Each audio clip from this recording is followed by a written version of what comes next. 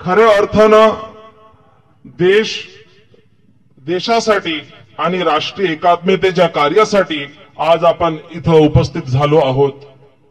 आपला हा देश विविध जाती, विविध पंथ आणि विविध धर्मांचा, विविध भाषा आणि बोलींचा देश आहे आणि हाच आपल्या ह्या भारत देशाचा खऱ्या अर्थानं सुंदरता, यामध्येच या देशाची सुंदरता आहे।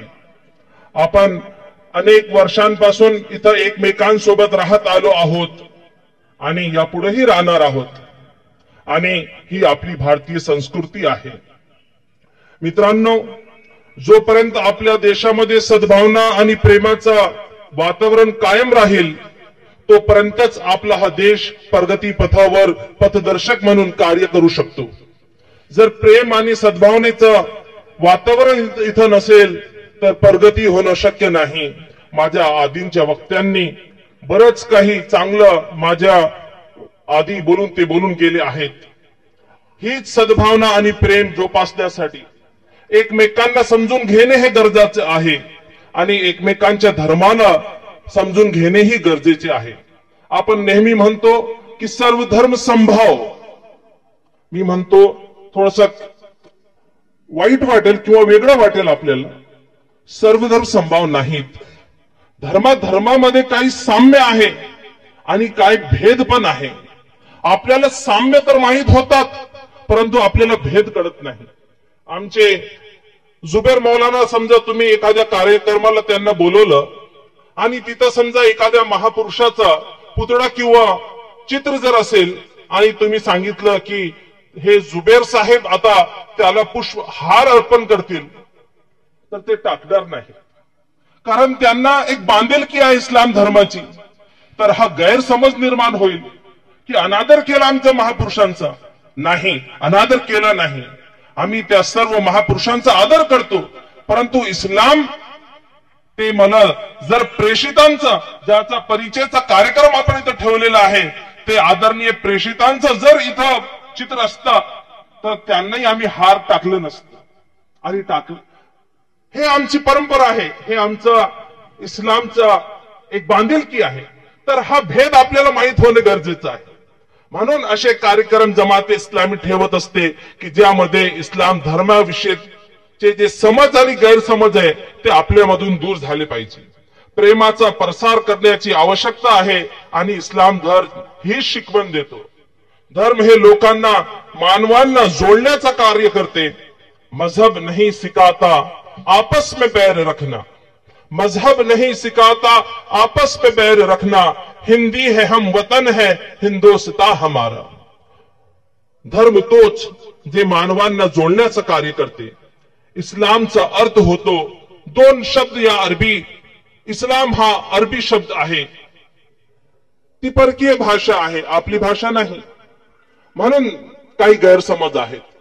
इस्लामचा एक अर्थ होतो नतमस्तक होणे, समर्पित होणे, आपल्या ईश्वराला समर्पित होणे।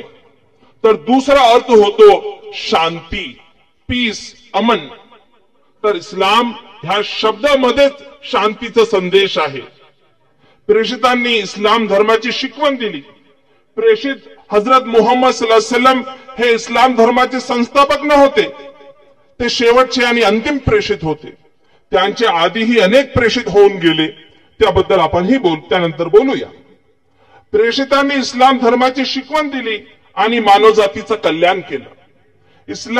प्रेषितांनी इस्लाम धर्माचे 4 तत्व सांगितले। हे 4 तत्व जर कळाले तर तुम्हाला इस्लाम धर्म काय आहे, याची शिकवण काय आहे आणि आपल्यामध्ये प्रसार काय केला जातो हे फरक तुम्हाला स्वतःच कळेल। ते 4 तत्व आहे। पहिलं तत्व आहे आदमत्व, दुसरं तत्व आहे एकत्व, तिसरं तत्व आहे आखिरत्व आणि चौथं तत्व आहे प्रेषित्व। तर हे 4 तत्व मी अगदी थोड्याच वेळात आपल्या समोर मांडू इच्छितो। पहिलं तत्व आहे आदमत्व। कुराणामध्ये ईश्वर संबोधितो, तो अल्लाह, तो ईश्वर संबोधितो, या अय्युहन्नास इन्ना खलकनाकुम मिन ज़करिन व उन्सा वजअलनाकुम शुऊबन व क़बाइला लिताअरफू। हा अध्याय क्रमांक 49 मधला श्लोक क्रमांक 13 आहे। त्यामध्ये तो ईश्वर संबोधितो, लोक हो, आम्ही तुम्हाला एका पुरुष व एका स्त्रीपासून निर्माण केले, मग तुमची राष्ट्रे आणि वंश बनविले, जेणेकरून तुम्ही एकमेकांना ओळखावे. हा ईश्वराचा संदेश आहे तर सर्वांसाठी. परंतु एक मुसलमान होण्याच्या नाते मी त्या कुराणाला वाचतो तर माझ्यासाठीही सर्वप्रथम हा संदेश आहे. इस्लामला मानणाऱ्या प्रत्येक व्यक्तीसाठी हा संदेश आहे की हे संपूर्ण मानवजाती ही एका मानवी जोडप्यापासून निर्माण झाली, म्हणजे आणि हा तो ईश्वर तुमचा आणि माझा, हा कुराण तुमचा आणि माझा रक्ताचा नाता निर्माण करून देतो. या अर्थाने तुम्ही आणि माझी, तुमचा आणि माझा एक भाऊ भाऊचा असा नाता इस्लाम धर्म निर्माण करतो. ही इस्लामची शिकवण आहे. कुराण रक्ताचा नाता निर्माण करतो. आपण एका कुटुंबाचे सदस्य, एका फॅमिलीचे माणसं आहोत आपण. ही संकल्पना इस्लाम देतो. आणि हा तत्व म्हणजे की संपूर्ण मानवजाती ते एका मानवी जोडप्यापासून निर्माण केली, आणि हे जे वंश बनविले किंवा जाती बनविल्या त्या एकमेकांना ओळखण्यासाठी की तुम्ही आपसामध्ये एकमेकांना ओळखावे म्हणून. इस्लाममध्ये कोणतीच म्हणजे जात नसते, पोटजात काहीच नाही. अडनाव आहेत फक्त, सय्यद आहे, शेख आहे, खान आहे, पठाण आहे, परंतु आमच्यामध्ये कुठलाच भेदभाव नाही. सर्व मुसलमान आणि त्या पुढचं